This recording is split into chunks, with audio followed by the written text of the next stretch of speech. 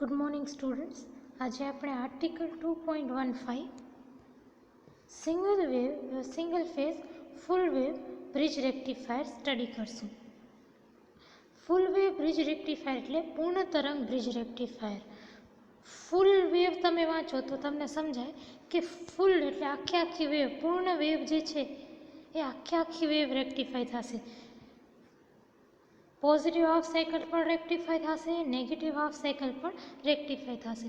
ફૂલ wave rectify હશે. Full wave bridge rectifier, full wave bridge રેક્ટિફાયરને ઘણી વખત તમને ખાલી બ્રિજ રેક્ટિફાયર લખેલું હશે તો એને ફૂલ વેવ બ્રિજ રેક્ટિફાયર સમજવાનું. બ્રિજ રેક્ટિફાયરનો સર્કિટ કેવું હોય? બ્રિજ રેક્ટિફાયરની સર્કિટ કંઈક આવી હોય, જેમાં તમને એક ટ્રાન્સફોર્મર લેવાનું. ટ્રાન્સફોર્મરના પ્રાઇમરીમાં તમને ઇનપુટ આપવાનું. ઇનપુટ કેવું? એસી સિગ્નલ ઇનપુટ આપવાની. આવી કંઈક હોય એસી સિગ્નલ. અને ટ્રાન્સફોર્મરના સેકન્ડરીમાં તમને 4 ડાયોડનો combination along with a load resistor RL લગાવવાનું. તમને આઉટપુટ વોલ્ટેજ ક્યાં મળશે? આઉટપુટ વોલ્ટેજ લોડ રેઝિસ્ટરના અક્રોસ મળશે. 4 ડાયોડને D1, D2, D3, D4 નામ આપી દો. તો આઉટપુટના અક્રોસ, આઉટપુટ જે લોડ રેઝિસ્ટન્સ છે એના અક્રોસ જે આઉટપુટ કરંટ મળશે એ કંઈક આવો હશે. Working of bridge rectifier, bridge રેક્ટિફાયરનું કાર્ય. Under the action of sinusoidal AC voltage applied to the primary of the transformer, the AC voltage across the secondary of the transformer is given by Vi is equal to Vm sin omega t. હવે જ્યારે તમે ટ્રાન્સફોર્મરના પ્રાઇમરીમાં કંઈક એસી signal apply કરો તો એના સેકન્ડરીમાં પણ એસી signal જ હશે. અને એ એસી સિગ્નલને હું કઈ રીતે દર્શાવું છું? Vi તરીકે. આ Vi જો આ તમારો એસી સિગ્નલને તમે એને કોઈ પણ એસી સિગ્નલને ઇક્વેશનમાં કઈ રીતે લખી શકો? Vi is equal to Vm sin omega t, જેમાં Vm is the maximum or the peak voltage. આ તમારો મેક્સિમમ વોલ્ટેજ છે, એને Vm કહેશો. અને ઓમેગા શું છે? Omega is your angular frequency, કે તમે જેને કોણીય આવર્તન કહો. Omega is equal two 2πf. During the positive half cycle from 0 to π વખતે જ્યારે પોઝિટિવ હાફ સાયકલ હોય ત્યારે diodes D1 and D3 are forward biased and therefore they conduct. D2 and D4 are reverse biased and hence they do not conduct. So a current I1 flows through the circuit in direction AB RL DC S2 S1 A. હવે આ વસ્તુ તમે ધ્યાનમાં રાખો, ધ્યાન આપો. 0 to π ના વચ્ચે શું છે? પોઝિટિવ હાફ સાયકલ છે.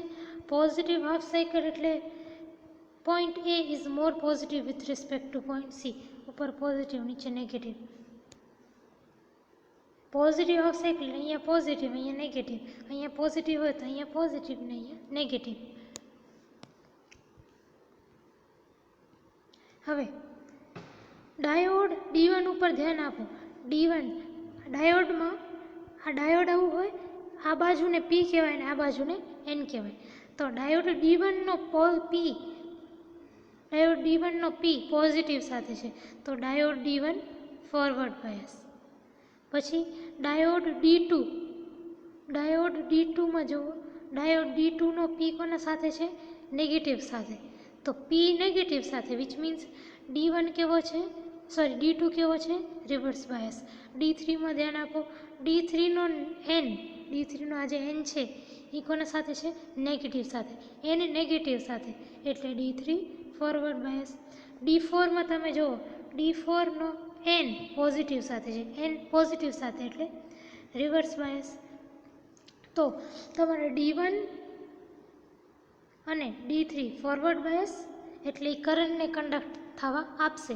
D4 અને D2 રિવર્સ બાયસ એટલે એ કરંટને કંડક્ટ થવા નહીં આપે. તો તમારું આવું કંઈક સર્કિટ આવી કંઈક બની જશે. જો D1 અને D3 કરંટને કંડક્ટ થવા આપે છે, D4 અને D2 કરંટને કંડક્ટ થવા નથી આપતા, ઓપન સ્વિચના જેમ કામ કરે છે. તો હવે કરંટ કઈ રીતે ફ્લો થાય છે? કરંટની ડાયરેક્શન આવી કંઈક છે.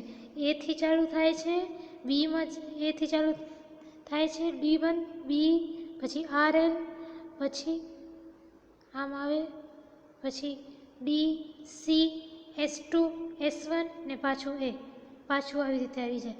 તો આ ડાયરેક્શન છે તમારા કરંટના ફ્લોની. કેવી છે? A B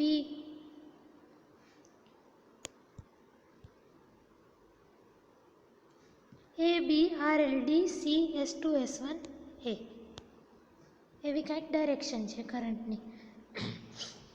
હવે લોડના ક્રોસ કરંટ, લોડ આ જે લોડ છે એના ક્રોસ કરંટની ડાયરેક્શન કેવી છે? આ બાજુ, નીચેની બાજુ.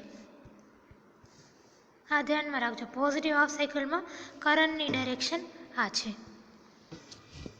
During negative half of the input cycle from pi to 2 pi to 2 pi negative half સાયકલની વાત કરીએ હવે, ત્યારે D2 અને D4 ફોરવર્ડ બાયસ હશે અને એટલે કંડક્ટ કરશે. D3 અને D4 રિવર્સ બાયસ હશે અને કંડક્ટ નહીં કરે. Therefore, current I2 flows through the circuit in direction CB RL DA S1 S2 C. હવે કરંટ, આ જે કરંટ ફ્લો થતો હતો ને એને આપણે કરંટ I1 કહેતા હતા. જો પોઝિટિવ હાફ સાયકલમાં જે કરંટ છે એને આપણે I1 કહીએ છીએ, જે આ ડાયરેક્શનમાં છે I1. એ જ રીતે નેગેટિવ હાફ સાયકલમાં જે કરંટ ફ્લો થશે ને એને આપણે I2 કહીશું. ને કઈ રીતે ફ્લો થશે જોજો. પાઈ ટુ 2 પાઈમાં ધ્યાન આપો. નેગેટિવ હાફ સાયકલ આવે, નેગેટિવ હાફ સાયકલ આવે એટલે this point is negative with respect to this point. એટલે ઉપર નેગેટિવ, નીચે પોઝિટિવ. એટલે અહીંયા જો point A negative, point C positive, negative positive. હવે ફરીથી જો ડાયોડ D1 નો P નેગેટિવ સાથે છે એટલે D1 રિવર્સ બાયસ.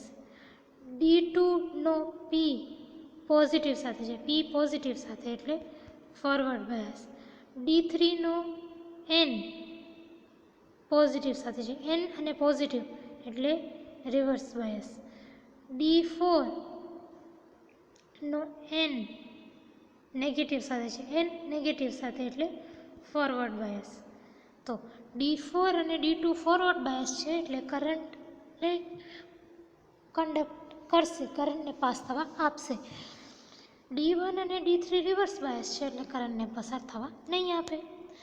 તો અને કરંટ કયો છે? કરંટ છે આપણો I2 નેગેટિવ હાફ સાયકલમાં.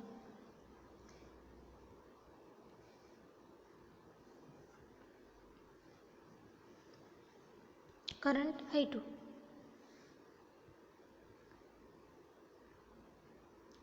તો એની ડાયરેક્શન કેવી હશે? જો D4 અને D2 કરંટને પસાર થવા આપે છે. તો D2 અહીંયાથી સ્ટાર્ટ થશે, મતલબ C થી સ્ટાર્ટ થશે current, C B RL D A S1 S2 ને પાછું C. તો કરંટની ડાયરેક્શન કેવી છે? જો C B RL D A S1 S2 C, જેવી મેં તમને હમણાં અહીંયા બતાડી.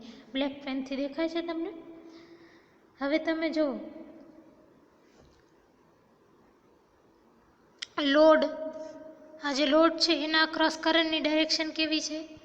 આવી છે. જો છે પોઝિટિવ હાફ સાયકલમાં પણ લોડના ક્રોસ કરંટ આ બાજુ હતો અને નેગેટિવ હાફ સાયકલમાં પણ લોડના ક્રોસ કરંટ આ બાજુ જ છે. એટલે તમે પોઝિટિવ હાફ સાયકલ હોય કે નેગેટિવ હાફ સાયકલ હોય, લોડના ક્રોસ કરંટ એક જ ડિરેક્શનમાં છે, એક જ દિશામાં છે, એક જ ડિરેક્શન, એક જ દિશા, એક જ ડાયરેક્શન છે એટલે એને યુનિડાયરેક્શનલ કહેવાય. યુનિડાયરેક્શનલ એટલે એક જ દિશામાં છે. તો જે current flows through load RL in one direction, that is it's unidirectional. Okay. at a given time 2 diodes conduct. So current is equal to, હવે કોઈ પણ એક ટાઈમે છે ને 2 ડાયોડ્સ કન્ડક્ટ થાય છે. નેગેટિવ હાફ સાયકલમાં D4 અને D2 કન્ડક્ટ કરે છે અને પોઝિટિવ હાફ સાયકલમાં D1 અને D3 કન્ડક્ટ કરે છે. તો કોઈ એક ટાઈમે કરંટ જે છે એ 2 ડાયોડથી પસાર થાય છે. પોઝિટિવ હાફ સાયકલમાં જે I1 કરંટ છે, પોઝિટિવ હાફ સાયકલમાં જે I1 કરંટ છે એ D1 અને D3 આ 2 ડાયોડથી પસાર થશે અને નેગેટિવ હાફ સાયકલ વખતે જે I2 કરંટ છે એ D4 અને D2 2 ડાયોડ્સથી પસાર થશે. તો કરંટને રેઝિસ્ટન્સ કેટલો મળે છે? અવરોધ કેટલો આવે છે? એક તો RL પ્લસ 2 ડાયોડ, બંને ડાયોડનો પોતાનો કાંઈક ફોરવર્ડ રેઝિસ્ટન્સ હશે. એક ડાયોડનો ફોરવર્ડ રેઝિસ્ટન્સ RF પ્લસ બીજા ડાયોડનો ફોરવર્ડ રેઝિસ્ટન્સ RF. તો રેઝિસ્ટન્સ કેટલો હશે? RL plus RF plus RF, RL plus RF plus RF. હવે કરંટ એટલે શું? વોલ્ટેજ બાય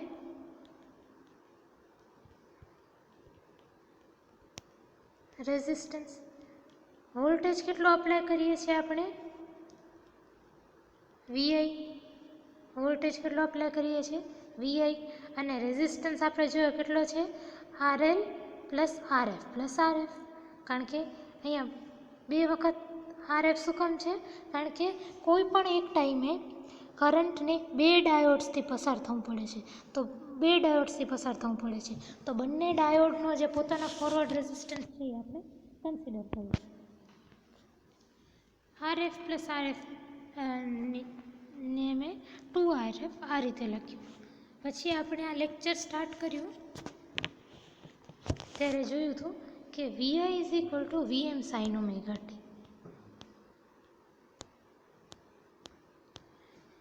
તો VIની જગ્યાએ VM sine omega t by RL plus 2RF. હવે આ VM બાય RL પ્લસ 2RFને છે ને તમે બ્રિજ રેક્ટિફાયરનો મેક્સિમમ ઓર પીક કરંટ કહો IM. VM by RL plus 2RFને તમે IM કહેશો. IM શું છે? Maximum or peak current. IM sine omega t. તમને આ કરંટ દેખાય? આ કરંટ છે તમારો કરંટ I. એનો મેક્સિમમ એટલે કે આ સૌથી વધારે જેટલો મેક્સિમમ કે પીક, આ શું છે? તમારો IM છે.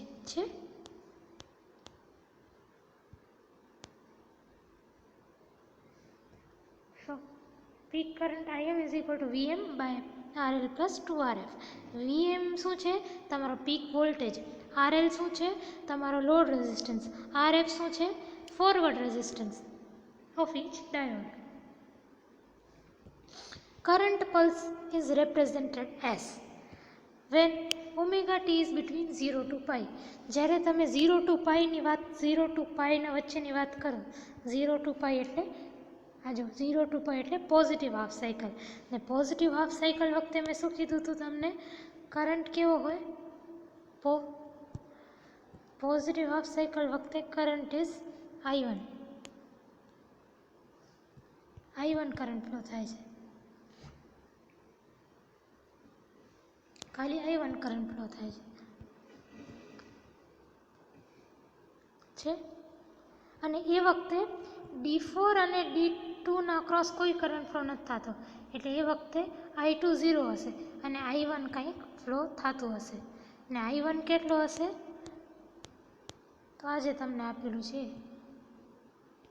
IM આટલું.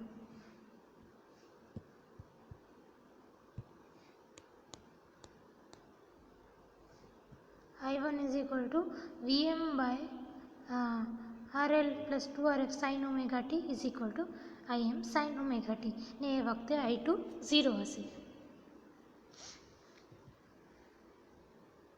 When omega t is between pi and 2π, એટલે પાઈ અને 2πના વચ્ચે જ્યારે ઓમેગા ટી હશે એટલે આની વાત કરી છે. પાઈ અને 2π એટલે negative half cycle. Negative half cycle વખતે આપણે કરંટ જોયો તો કરંટ I2 ફ્લો થાય છે. D4 અને D2ના ક્રોસ કરંટ I2 ફ્લો થાય છે અને D1 અને D3ના ક્રોસ કરંટ ફ્લો નથી થતો, કાંઈ કરંટ ફ્લો નથી થતો. તો એ વખતે I1 ને હું 0 લખી દઈશ. I1 એ 0 અને I2 કરંટ ફ્લો થાય છે, કેટલો હશે કરંટ, આવો કંઈક. તો એ જ વસ્તુ અહીંયા લખી દીધી. I2 Vm/RL + 2RF sin ωt = Im sin ωt. IDC, IRMS, ripple factor are given by the same expression as that of full wave rectifier.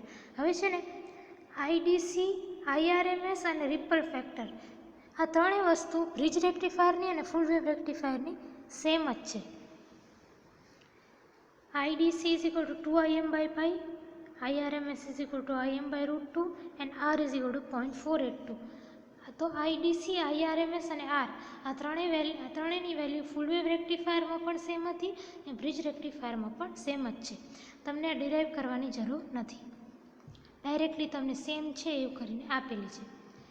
The efficiency eta is given by eta is equal to 81.2% divided by 1 plus 2RF/RL.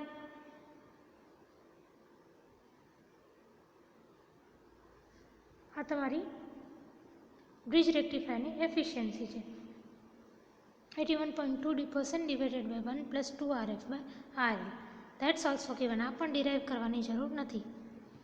Peak inverse voltage across each diode is Vm. So, for a bridge rectifier, peak inverse voltage is equal to Vm. Full wave rectifier में याद हो तो peak inverse voltage તમારો 2Vm હતો. આ different છે. જો ફૂલ wave રેક્ટિફાયરમાં 2Vm હતો, ફૂલ વેવ બ્રિજ રેક્ટિફાયરમાં Vm છે. Advantages of bridge rectifier. Bridge રેક્ટિફાયરના ફાયદાઓ. Point number 1, center tap on the transformer on the secondary of transformer is not used.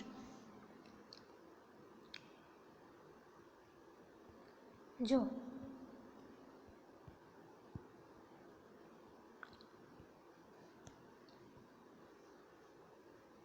Bridge રેક્ટિફાયરમાં કોઈ જાતનું સેન્ટર ટેપ નથી, છે નથી.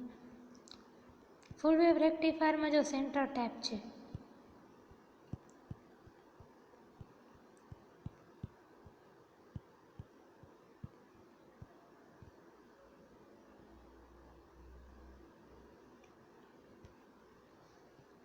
જો સેન્ટર ટેપ વાપરવું પડે છે તો તમને ફૂલ વેવ રેક્ટિફાયરમાં કમ્પલસરી સેન્ટર ટેપ વાળું ટ્રાન્સફોર્મર વાપરવું પડે છે. બ્રિજ રેક્ટિફાયરમાં તમે નોર્મલ સેન્ટર ટેપ વગરનું ટ્રાન્સફોર્મર પણ વાપરી શકો છો. બીજું ફૂલ વેવ રેક્ટિફાયરમાં શું થાય છે કે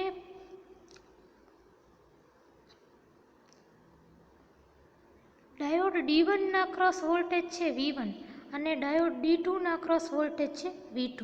હવે જે આજે એસી ઇનપુટ વોલ્ટેજ છે એ સેન્ટર ટેપ કારણે શું થાય છે, લાસ્ટ લેક્ચર યાદ કરો તો બે અડધા ભાગમાં ડિવાઈડ થઈ જશે. V1 અને V2 બે અડધા ભાગમાં ડિવાઈડ થશે. ધારો કે તમને D1માં મેક્સિમમ વોલ્ટેજ Vm જોઈએ છે અને D2માં મેક્સિમમ વોલ્ટેજ પણ Vm જોઈએ છે. તો તમને જે લગાવો છો ને પ્રાઇમરીમાં એસી મતલબ તમે જે અપ્લાય કરો છો ને 2Vm જેટલું અપ્લાય કરવું પડશે. મેં તમને કીધું હતું લાસ્ટ લેક્ચરમાં કે જે પણ એસી વોલ્ટેજ અપ્લાય કરશો એ હાફ થઈ જશે. અહીંયા જેટલો હશે એનો હાફ થઈ જશે.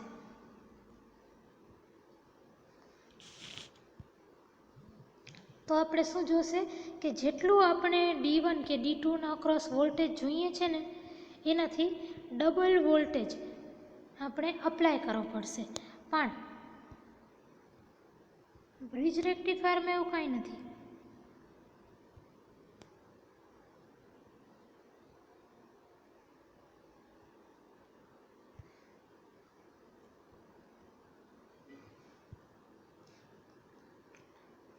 કોઈ સેન્ટર ટાઈપ નથી, એટલે જેટલું તમે અપ્લાય કરશો એટલું ને એટલું તમને ડાયોડના અક્રોસ મળી જશે.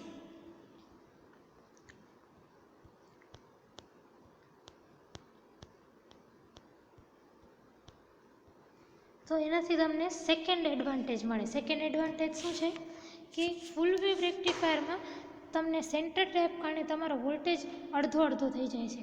એટલે તમને ડાયોડના અક્રોસ જેટલો વોલ્ટેજ જોઈએ છે એનાથી ડબલ વોલ્ટેજ ઇનપુટમાં અપ્લાય કરવો પડશે. ડબલ વોલ્ટેજ અપ્લાય કરવા માટે જેટલો વધારે વોલ્ટેજ જોઈએ છે એટલું મોટું મારું ટ્રાન્સફોર્મર હોય તો ફૂલ વેવ રેક્ટિફાયરમાં તમને મોટું ટ્રાન્સફોર્મર જોશે. બ્રિજ રેક્ટિફાયરમાં સેન્ટર ટેપ જેવી કોઈ વસ્તુ નથી, તો જેટલો વોલ્ટેજ તમને ડાયોડના અક્રોસ જોઈએ છે એટલો જ વોલ્ટેજ તમે ઇનપુટમાં અપ્લાય કરો, ચાલી જશે.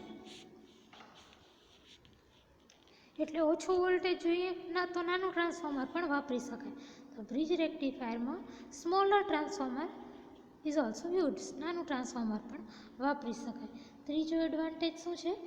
બ્રિજ રેક્ટિફાયર માટે પીક ઇન્વર્સ વોલ્ટેજ VM છે, જે ફૂલ વેવ રેક્ટિફાયરના પીક ઇન્વર્સ વોલ્ટેજથી અડધો છે. ફૂલ વેવ રેક્ટિફાયરમાં કેટલો છે? 2 VM. એનાથી અડધો પીક ઇન્વર્સ વોલ્ટેજ વાળો ડાયોડ પણ હું વાપરી શકું છું બ્રિજ રેક્ટિફાયરમાં, because PIV peak inverse voltage here is VM. Next છે disadvantages of bridge rectifier. Bridge રેક્ટિફાયરના ગેરફાયદાઓ. Number 1, in this circuit 2 extra diodes are used. 2 extra diodes વાપરવા પડે છે. ફૂલ વેવ રેક્ટિફાયરમાં 2 ડાયોડથી કામ ચાલતું હતું, બ્રિજ રેક્ટિફાયરમાં 2 એક્સ્ટ્રા 4 ડાયોડ્સ વાપરવા પડે છે. સેકન્ડ છે the voltage regulation is poor. Voltage regulation પણ બ્રિજ રેક્ટિફાયરનું ખરાબ છે.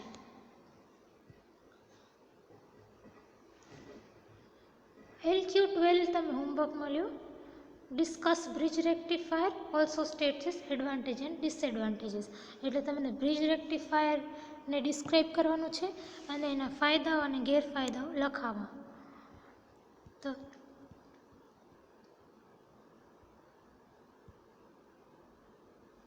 આજે આપણે જ્યાંથી સ્ટાર્ટ કર્યું હતું અહીંયાથી સ્ટાર્ટ કરવાનું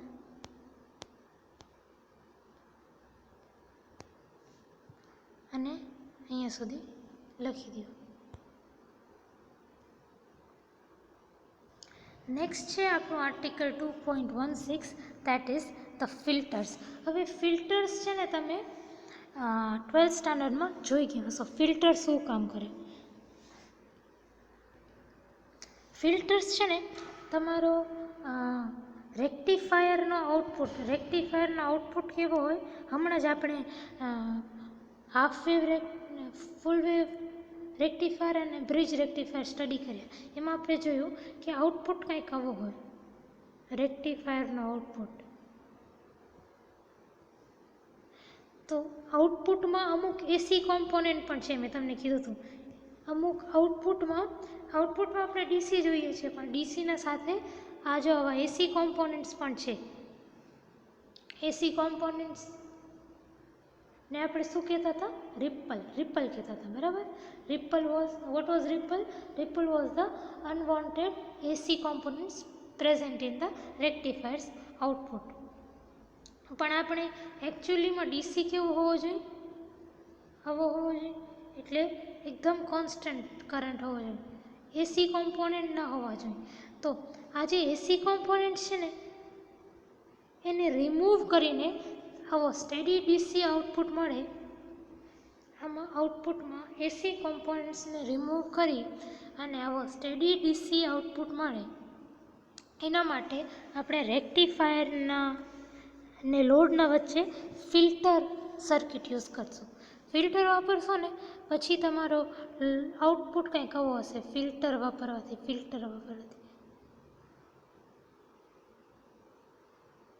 એકદમ પરફેક્ટ ડીસી જેવો નથી, પણ સાવ આટલો બધો એસી વોલ્ટેજ પણ નથી. એસી વોલ્ટેજ જો આટલો નાનકડો જ છે. તો ફિલ્ટર શું કરશે કે એસી કોમ્પોનન્ટ કે રિપલને રિમૂવ કે રિડ્યુસ કરશે. Two remove AC component filter is used. Now according to an analysis based on Fourier's theorem ને અગર તમે હાફ વેવ રેક્ટિફાયરમાં વાપરશો તો આઉટપુટ વોલ્ટેજ છે, હાફ વેવ રેક્ટિફાયરના આઉટપુટમાં જે વોલ્ટેજ છે ને એની ઇક્વેશન કંઈક આવી આવશે. V is equal to Vm into 1 plus pi by 2 sin omega t minus 2 by 1 into 3 cos 2 omega t minus 2 by 3 into 5 cos 4 omega t and so on and so forth. First term in the equation is the DC value, remaining are the AC harmonics. હવે જો આ જે first term છે ને Vm by pi, આ જ ખાલી તમારી DC વેલ્યુ છે. બાકી બધી જ ટર્મ્સમાં સાઇન ઓમેગા છે, ક્યાં cos 2 ઓમેગા ટી છે, cos 4 omega T, cos 6 omega T, એટલે આ સાઇન અને કોસવાળી ટર્મ્સ હોય તો એ કેવી ટર્મ હોય? હાર્મોનિક્સ હોય, એટલે કે એસી હોય. તો આપણે ફિલ્ટરમાં શું થશે? ફિલ્ટર વાપરશું ત્યારે આ એસી ટર્મ્સ જે રિપલ દર્શાવે છે, એસી કોમ્પોનન્ટ્સ રિમૂવ થશે અને ડીસી જ બચશે. સિમિલરલી ફુરિયર થિયરમ વાપરો તો ફૂલ વેવ રેક્ટિફાયરનો જે આઉટપુટ વોલ્ટેજ છે એ કંઈક આવો આવશે, 2 Vm by pi 1 minus 2 by 1 into 3 cos 2 omega t minus 2 by 3 into 5 pi 3 into 5 cos 4 omega t minus 2 by 5 into 7 cos 6 omega t and so on. આમાં પણ આ જે ફર્સ્ટ ટર્મ છે ને એ જ ડીસી વેલ્યુ છે. બાકી આ cos 2 omega t, cos 4 omega t, cos 6 omega t એ કોસવાળી બધી ટર્મ્સ કંઈક એસી હાર્મોનિક્સ છે, એસી વોલ્ટેજીસ છે. તો તમારું ફિલ્ટર શું કરશે? આને આ જે તમારા એસી કોમ્પોનન્ટ્સ છે એને રિમૂવ કે રિડ્યુસ કરવાની ટ્રાય કરશે અને બચશે શું? ખાલી તમારો આ DC component. In order to remove the AC components from output voltage so that only DC output voltage is obtained, filter is used connected between rectifier and load. AC component ને remove કા reduce કરવા, remove એટલે કાઢી નાખવું, reduce એટલે ઓછું કરવું. તો AC components ને કાઢવા, AC components એટલે રિપલ, AC components ને કાઢવા કા ઓછા કરવા માટે, so that steady DC output voltage is obtained, એટલે આઉટપુટમાં આપણે ખાલી DC મળે એના માટે આપણે એક સર્કિટ વાપરીએ જેને કહેવાય ફિલ્ટર. અને ફિલ્ટર કોના વચ્ચે કનેક્ટેડ હોય? Connected between rectifier and load. રેક્ટિફાયરના આઉટપુટ અને લોડની વચ્ચે આપણે ફિલ્ટર કનેક્ટ કરીએ. ફિલ્ટરનું કામ શું હોય? To reduce the AC components or to reduce the ripple, reduce or remove. Perfect કન્ડિશનમાં, આઈડિયલ કન્ડિશનમાં એકદમ એસી કોમ્પોનન્ટ રિમૂવ થઈ જવા જોઈએ, પણ કોઈ પણ સર્કિટ આઈડિયલ ના હોય. એટલે તમે જોશો કે આપણે આઈડિયલી તો આવું જોઈએ છે એકદમ સ્ટેડી ડીસી, પણ આઈડિયલ પરફેક્ટલી ડીસી તો મળતું નથી, પણ આપણે આવું કંઈક મળે છે. ડીસી જેવું તો છે પણ થોડો વેરિએશન છે, એમ થોડોક. તો હું રિમૂવની જગ્યાએ રિડ્યુસ વર્ડ પણ યુઝ કરીશ. હવે ફિલ્ટર કયા પ્રકારના હોઈ શકે? તમે આ ફિલ્ટર્સ છે ને 12th સ્ટાન્ડર્ડમાં ભણ્યા હશે કે એક કેપેસિટર વાપરીને તમે ફિલ્ટર બનાવતા, પછી ઇન્ડક્ટર વાપરીને ફિલ્ટર બનાવતા. તો કેપેસિટર ફિલ્ટર અને ઇન્ડક્ટર ફિલ્ટર આ તમે 12th સ્ટાન્ડર્ડમાં જોયું છે.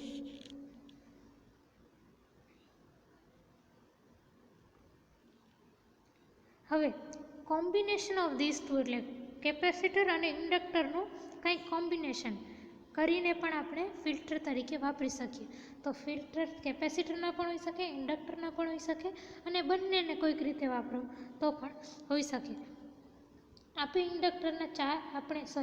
આપણે ફિલ્ટરના 4 પ્રકાર સ્ટડી કરશું. Number 1 capacitor filter,